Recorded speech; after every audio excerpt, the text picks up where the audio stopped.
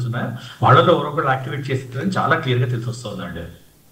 Right. ఒకసారి మామిడి గిరిధర్ గారి దగ్గరికి వెళ్దాం. మామిడి గిరిధర్ గారు, దేశంలో అతి పెద్ద రాష్ట్రం యూపీ తర్వాత బీహార్లో సెకండ్ ఫేజ్కి వెళ్ళే లోపల అంటే కొంచెం ఏమరపాటుగా ఉన్నది దేశం అని భావించి దాడులకి తెగబడి ఉంటారా ఈ ఉగ్రముఖులు? ఎందుకంటే పట్టుబడిన వాళ్ళందరూ వైట్ కాలర్స్, మెడలో స్టెథోస్కోప్ వేసుకొని చేతిలో ఐఈడీ బాంబులు పెట్టుకొని తిరుగుతున్నారు.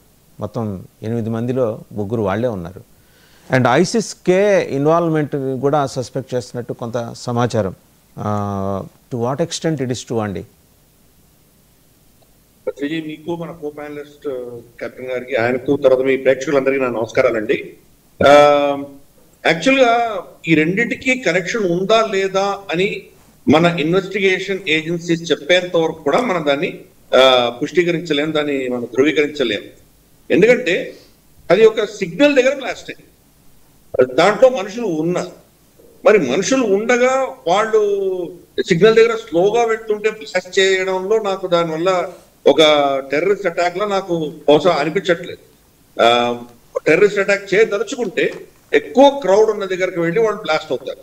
ఇది slow moving vehicle plus traffic లో ఎంతమంది చనిపోతే పక్కన ఉన్న 2-3 కార్ల కంటే పెద్ద డ్యామేజ్ అవ్వకపోవచ్చు. కాబట్టి టెర్రరిస్ట్ అటాక్ అనేది పెద్ద ఇంపాక్ట్ కావాలి కాబట్టి వాళ్ళు ఇటువంటి చేసి ఉంటారని నేను అనుకోను.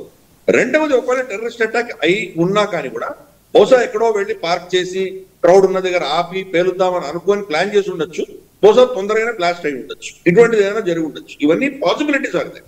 ఇంకొక పాసిబిలిటీ ఏంటంటే మనకి ఇప్పుడు గ్యాస్ వస్తుంది, మనకి గ్యాస్ తో రన్ చేస్తున్నాం మనం చాలా వెహికల్స్ అన్ని కూడా. సో ఏమైనా లోపల ఉన్నటువంటి ఆ గ్యాస్ సిలిండర్ బ్లాస్ట్ అయిందా మనకు తెలియదు. ఇవన్నీ కూడా ఇన్వెస్టిగేషన్ తెలియాల్సినటువంటి విషయాలు.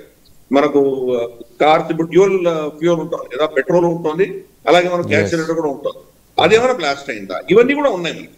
నార్మల్ గా టెర్రరిస్ట్ ఏం చేస్తారంటే వాళ్ళు అంతమంది కార్లో ఉన్న వాళ్ళు చనిపోవడానికి ఎందుకు వాళ్ళు అలా చేస్తారు? అది పెద్ద టార్గెట్ దగ్గర లేనప్పుడు వాళ్ళు ఎందుకు చేస్తారు? సో అందుకని ఇవన్నీ కూడా ప్రశ్నలు ఉన్నాయి. అందుకని నాకు ఇమ్మీడియట్ గా ఈ రెండింటి మధ్యలో లింకేజ్ ఉందా లేదా నాకు తెలియదు.